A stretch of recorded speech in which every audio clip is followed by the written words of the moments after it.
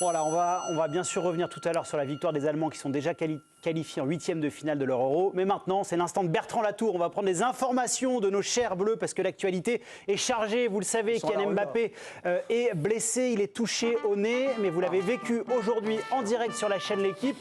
Bertrand, il s'est entraîné. Alors certes, à part, mais on a vu Kylian fouler la pelouse. Oui, bonsoir Giovanni, bonjour tout le monde, bonjour à l'équipe du soir, bonsoir plutôt.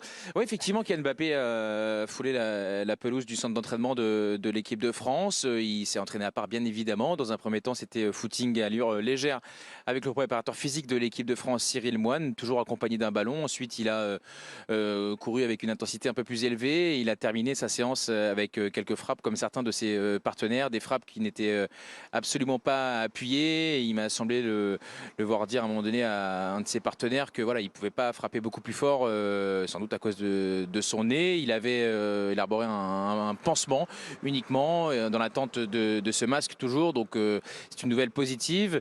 Maintenant, on verra demain s'il est présent à l'entraînement, à part la séance collective. Enfin, il y a encore des doutes. Bien évidemment. Bertrand, par rapport aux doutes, est-ce qu'on sait déjà s'il fera le voyage ou non avec ses partenaires demain ?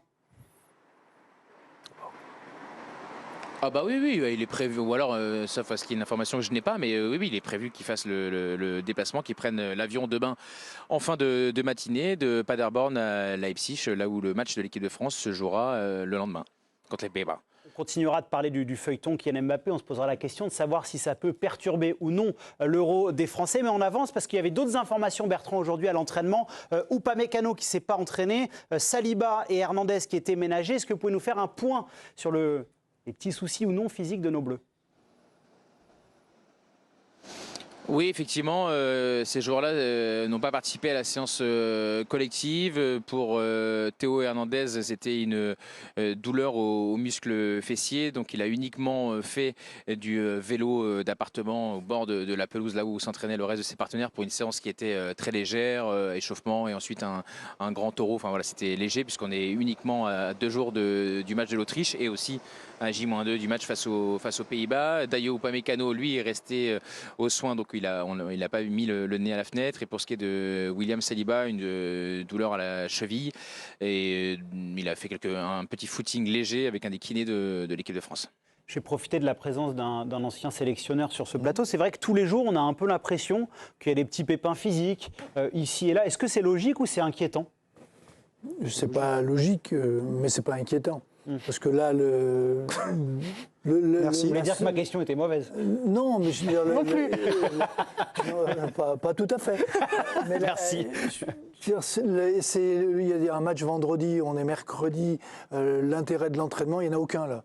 Je veux dire, c'est de la récupération, donc les moindres petits soucis, les moindres petites inquiétudes, les bobos, même si c'est que dans la tête, des fois ça leur fait du bien, on leur dit reste au vestiaire, t'es content, le joueur il a l'impression qu'on l'a vraiment pris en charge, qu'on s'est occupé de lui et qu'il se prépare pour le match.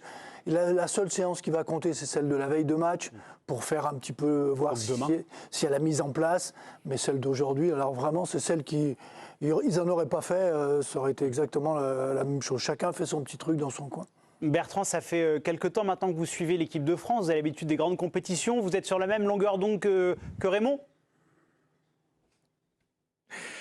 Bien évidemment, et c'est pour ça que la séance d'aujourd'hui était ouverte au public. Non, elle était ouverte aux médias et que celle de demain, hormis le premier quart d'heure où ils vont s'échauffer et faire talon-fesse, montée de genoux et 3 passes, ensuite sera fermée. Donc voilà, tout est un peu résumé. Merci. Bertrand, on va écouter un sonore de William Saliba parce qu'il était présent aujourd'hui en conférence de presse. Il y avait Adrien Rabiot, on en parlera dans quelques instants. Il a parlé un peu du temps qu'il passait à Paderborn, est-ce qu'il s'amusait ou non entre les matchs et les entraînements. On l'écoute. Je ne vais pas vous mentir, c'est vrai que c'est long. On est au camp de base, ça va, il y a certaines choses à faire. On peut jouer aux cartes. Le matin, la plupart du temps, on n'a pas entraînement, c'est souvent l'après-midi. Donc on essaie de s'occuper comme on peut en jouant aux cartes, en jouant à la play, en regardant les matchs. Et voilà, mais c'est clair que c'est long. Mais avec ce premier match qui est passé, ça passe un peu plus vite. Bertrand, est-ce que les joueurs de l'équipe de France s'ennuient ?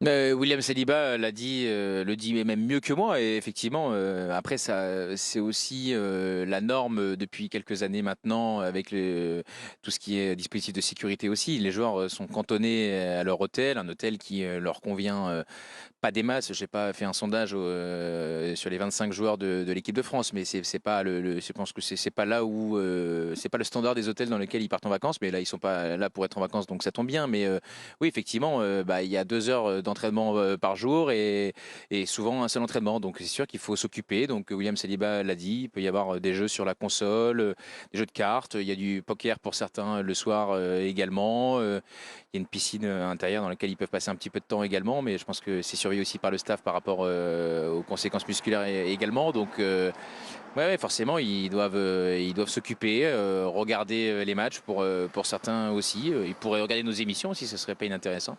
Il y en a qui regardent parce qu'on reçoit des messages quand même dans le staff ou dans l'encadrement de l'équipe de France. Ça arrive. Je vous pose cette question, Bertrand, parce qu'on le sait, le dernier Euro, il y avait eu des soucis de logistique. Bon, c'était une configuration qui était différente puisque ce n'était pas dans un pays précis, il devait bouger un petit peu. Là, il n'y a pas cette inquiétude-là de la part du staff quand même. Ils sont quand même contents des installations globalement. Ils sont contents des installations, je ne sais pas, ils sont moins contents de l'organisation, en tout cas, parce que ça nous est largement revenu que le retour en bus, en car plutôt, de Düsseldorf pour Paderborn avec les 3 heures de route à l'issue de la rencontre, leur a fait une très courte nuit, en plus du jour de récupération, voire même du jour et demi en moins de récupération par rapport aux Pays-Bas dans l'organisation de cette poule-là. Ça a fait grincer des dents, forcément. Adrien Rabiot l'a dit en conférence de presse, ça ne servira pas d'excuse, mais ils auraient aimé s'en passer. Juste, Olivier, vous avez disputé des grandes compétitions. À quel point ça peut compter ou non, ces petits détails-là? Parce que pour le grand public, on peut se dire, bon, ils chipotent, mais tout compte. Écoutez, moi, j'ai eu la chance de faire la Coupe du Monde, mais il y a très très longtemps. Non, pas si longtemps que ça, Olivier. Moi, je peux vous assurer qu'on ne s'ennuyait pas. Et on n'avait pas les moyens d'aujourd'hui. Je tiens à le signaler quand même rapidement. Et on s'occupait. Et on avait une vie active et on avait une vie collective qui était vraiment très intéressante. Et ça se passait bien. Après, dans la logistique, on la subissait. Et quand on prenait l'avion pour aller jouer un peu plus loin que Buenos Aires, on attendait et puis on faisait tout au mieux pour récupérer le plus rapidement possible. Et je le répète encore, nous n'avions pas les moyens que les joueurs de football ont à l'heure actuelle. Donc moi, ça m'irrite un petit peu quand j'entends tout ça. Je vous l'accorde, moi ça m'irrite. Vous étiez avec des avions privés ou pas? Non, on était... Si. Il y a Bertrand qui veut vous poser une question, Olivier. C'était avion réservé pour... Affrété, ouais. Bertrand, allez-y pour Olivier. C'est le terme. Olivier, est-ce que vous pouviez sortir de votre hôtel, vous? Alors, je vous rappelle juste qu'à l'époque, c'était le régime des généraux quand même en Argentine, donc c'était assez compliqué. On avait un agent de sécurité, un militaire donc, qui était dans notre couloir. Je vous dirais, je peux l'avouer maintenant parce qu'il y a prescription, ça nous est arrivé de nous faufiler discrètement sans que l'homme de la sécurité soit averti. Voilà. C'était pour aller faire quoi, Olivier? Pour aller cueillir des marguerites. Bertrand, oui, pardon. Oui, mais ce qui est central, c'est qu'eux ne peuvent pas le faire. Donc il y a un isolement. C'est-à-dire que les seuls moments où ils quittent leur hôtel, c'est pour aller s'entraîner ou pour jouer. Je ne suis pas leur avocat, il n'y a pas de souci avec ça. Simplement, c'est quand même un critère qui n'est pas neutre. C'est-à-dire qu'il n'y a aucun moment, hormis quand Didier Deschamps leur a décidé et qu'éventuellement les familles, a priori après le troisième match ou le deuxième, je crois, pourront venir. Ils ne peuvent pas aller ni au restaurant, ni aller boire un verre, ni sortir ou ni cueillir des marguerites ou faire une soirée merguez comme en 2006. Donc c'est quand même pas tout à fait la même chose. J'entends bien ce que tu dis, Bertrand, mais bon, Raymond peut en parler peut-être mieux que moi, puisque lui, il a dirigé la sélection.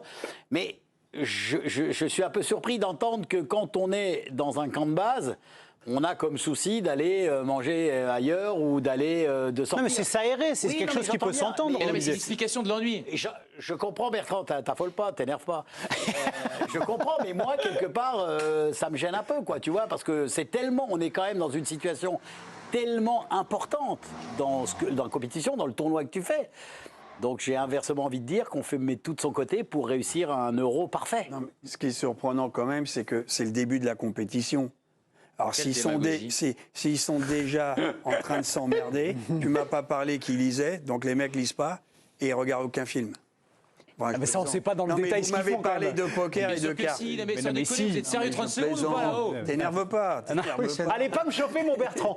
Juste, Raymond, parce que pour le coup, Olivier en parlait, vous l'avez fait en 2006, c'est vrai que ces moments de vie, il y a aussi ce qui s'était passé en Russie avec cette sortie à Moscou. Je veux dire, ça peut paraître anodin, mais c'est des moments qui comptent dans un groupe aussi, d'avoir une sortie, s'aérer, profiter ensemble. Oui, mais il y a des priorités. La priorité pour le moment, c'est... Bah, Saliba n'a pas dit que c'était la priorité, c'était de sortir. Non, mais en On ne va plus, pas le faire passer pour ce qu'il lui, n'est pas. Il ne faut pas je veux dire, prendre ça pour tout le monde. Je veux dire, lui, quand il parle, c'est à titre Oui, personnel. bien sûr. C'est son ressenti à lui, ce qu'il vit, voilà, comment il fonctionne. On ne peut pas mettre tout le monde dans le même sac. Il y en a peut-être... Et la plupart des groupes, quand ils sont comme ça, concernés, concentrés, préparés, je suis d'accord avec Olivier. L'ennui, c'est pas ça. C'est une forme de pression. On a envie vite de passer à l'autre match, d'aller à l'entraînement, de s'investir, de faire quelque chose. Mais les sorties sont importantes.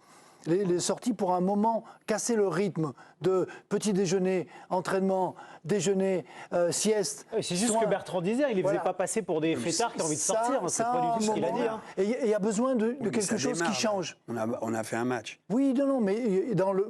Généralement, tu casses le rythme. Après, au bout de 2-3 matchs. il y a les familles Là, qui viennent. tu as un match tous les 3 jours. Tu es obligé quand même de rester concentré et au camp de base. quoi. Oui, parce Et on n'a que pas dit, les familles juste, vont on n'a pas dit venir. qu'ils n'étaient pas concentrés, etc. Non. Parce que Bien là, sûr, on est franchement, ça d'accord. part un peu Attends, dans. juste une Non, question. il y a Bertrand Pardon, qui veut réagir, pardon. Pierre, on fera après. Allez-y, Bertrand. Non, mais parce que peut-être certains de nos consultants ou chroniqueurs ne sont pas tout à fait au fait. L'Euro, pour eux, il n'a pas commencé il y a 2 jours. Il a commencé le 29 mai à Clairefontaine. Enfin, c'est juste à guise de rappel. Et à Clairefontaine, c'est pareil. Hein. Ils ne prennent pas des minivans pour aller pour s'amuser. Ils sont dans la préparation. Donc, c'est pas vrai que ça a commencé il y a 3 jours. Ça a commencé le 29 mai. Ouais, mais ils ont eu des vacances. J'ai vu qu'ils étaient partis, avion privé. Mbappé a quitté Ils ont payé le des vacances, match. ils ont eu 2 jours. Ils ont eu 2 jours, 2 jours et demi. Mais savais bon, pas que ça allait t'es faire un peu professionnel. plus, Enfin, moi, je veux bien. C'est la passion de ta vie. Tu joues un championnat d'Europe. C'est ton métier. C'est ta passion. C'est au bout de. Tu démarres. Même Si si, vous êtes t'as là fait pour une déformer ce qu'ils Moi, disent, j'ai fait libre à des vous, hein. préparations de 15 jours aussi. Tu voyais personne. Mais Et Eric, si ils t'es- sont pas en train de dire. Il a si juste t'es dit. bien avec Non, tes copains, mais il n'a pas dit que c'était pas le cas, t'as en fait, envie Eric. réellement de sortir. Non, mais Après, Eric, t'organises des mais sorties. Ils Oui, n'ont comme pas en dit ça. 2006 Je ou ne sais pas ailleurs. si vous avez entendu le son de William Saliba. Il a juste dit que parfois c'était un peu long Oui, et c'est mais tout. bon, Je veux on va dire, pas les plaindre, je suis d'accord, mais bon. Non, mais c'était une question sympa pour savoir ce qu'ils faisaient. On est en train de Ah, ils faire. font Ils rien, veulent a sortir et priori. ils veulent. Non, mais Ça après, part dans on tous les peut- sens. non, mais On va a arrêter priori, là-dessus, ça part en m'agace. vrille. Pas grand-chose, là, non Bertrand, le programme de demain, ça sera bien plus intéressant. Bah oui. Il joue aux 7 familles. Le programme des Bleus, ce sera ni au restaurant, ni en boîte de nuit, ni n'importe où. Bien évidemment, ce sera un vol pour aller à Leipzig de courte durée. Et, en fin de matinée, 17h30, conférence de presse, Didier Deschamps, ça c'est sûr. Un autre joueur qui va l'accompagner, comme c'est de tradition. On rappelle que le capitaine n'a pas d'obligation à venir. Et de toute manière, il y a un doute qui entoure la participation de Mbappé à cette rencontre-là. Donc pas sûr du tout que ce soit lui qui accompagne le sélectionneur national. Et à 18h30, entraînement pour l'équipe de France avec sans doute un entraînement qui sera instructif, mais il sera ouvert à la presse pendant un quart d'heure unique.